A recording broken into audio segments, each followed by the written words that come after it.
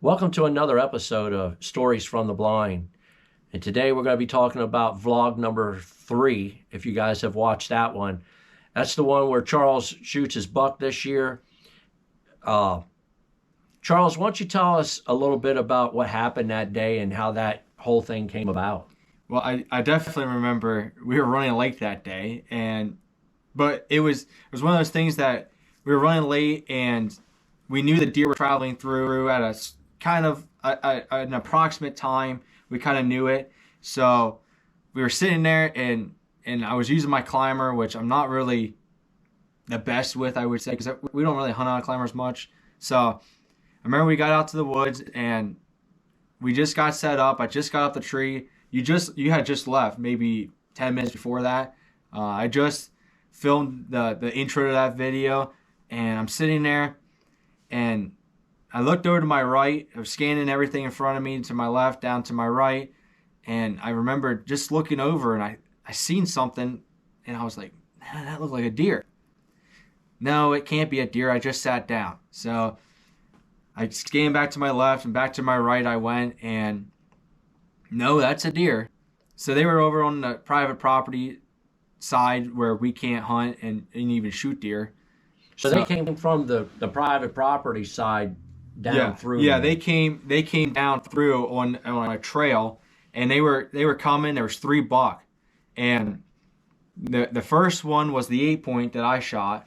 The second one was a 6, and the third one was a nice size, maybe 10, 11. He was definitely the biggest. I don't know how big he was, but I think we ended up seeing him again in a later time. We saw him.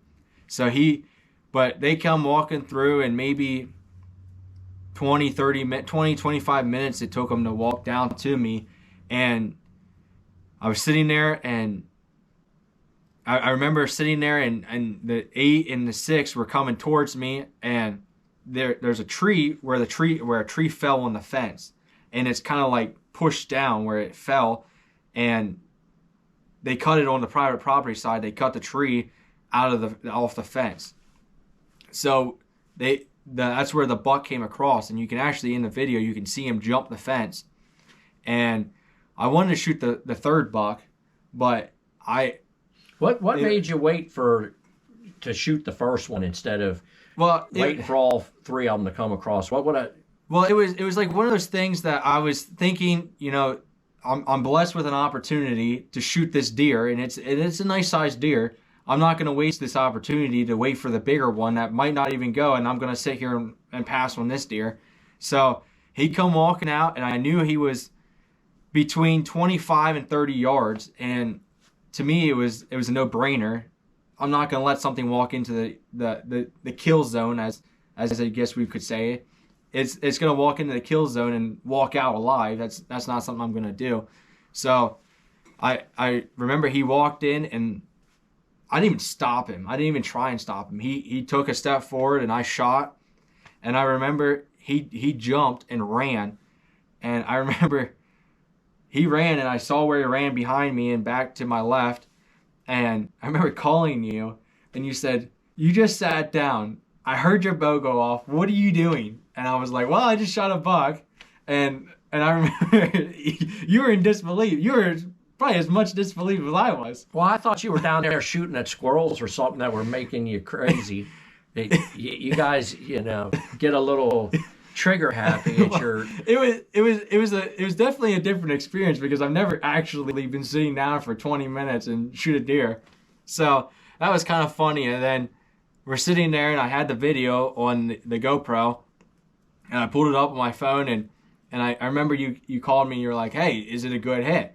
And I'm like, I have no clue. I'm trying to pull the video up, and you kept calling, and every time you call, the video would stop. So I was like, chill out. Let me pull the video up. And at first I thought maybe I missed him.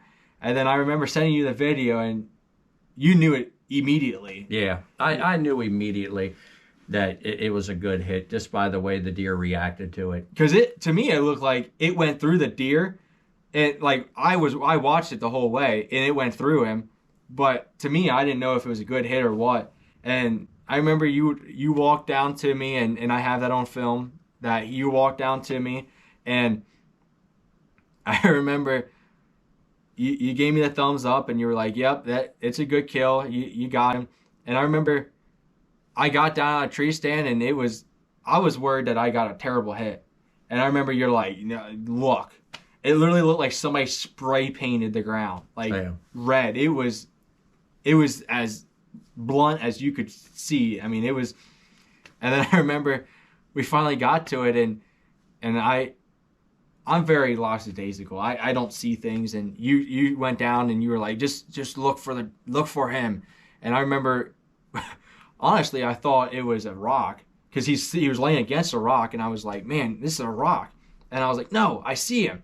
And you were like, no, that's just the rock. Like we knew that rock was there. We've seen the rock 1,000 times walking past it, looking and scouting and stuff. And you were like, no, that's just the rock. And I was like, no, he's right here. And then we finally got to see him, and he was a nice sized deer. He was a big deer. He was a big deer. I think we got, if I remember correctly, we got about 110 pounds of meat off of him, and there was very little pork that was mixed in with the hamburger of it. He was a nice sized deer, about 165 pounds. That's a little bit on the bigger side for Pennsylvania buck. He was probably a 2.5, 3-year-old. That buck was nice 8-point, nice symmetrical. We got him out as Charles's first real big buck. We got him out being mounted, and we're gonna get him out on the wall, which in this trophy room that we have for the deer over the years of hunting and the experiences that we have. A lot of good stories to tell you guys, and we'll just continue to move forward and plug along. But that was a great hunt for Charles. Nice buck, probably the nicest buck that he shot over the years. Nicest buck that he shot, and that's why we do this. It was definitely an experience that I've never experienced before. Because one thing you said that I didn't really pick up on, because obviously I'm living it, but you said like you had nerves of steel.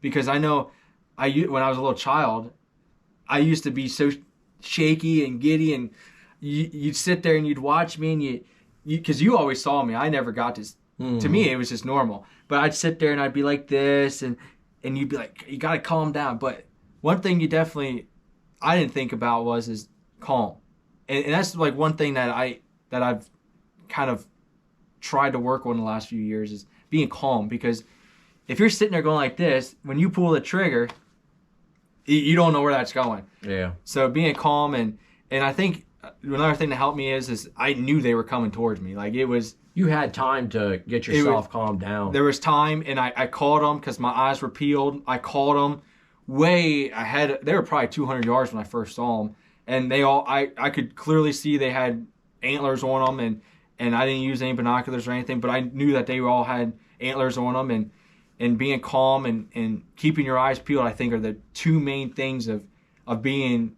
a good killed hunter. Because if you're not calm and you're not paying attention, you're not going to. I mean, you could be sitting there sleeping and deer are walking past you all day, but if you're not keeping your eyes peeled and you're sleeping, you're not going to see anything. Absolutely. So I just want to wrap this video up by saying like and subscribe for more, and follow us on Rumble and on YouTube, and we will link that stuff down in the description, and we'll see you guys on the next one.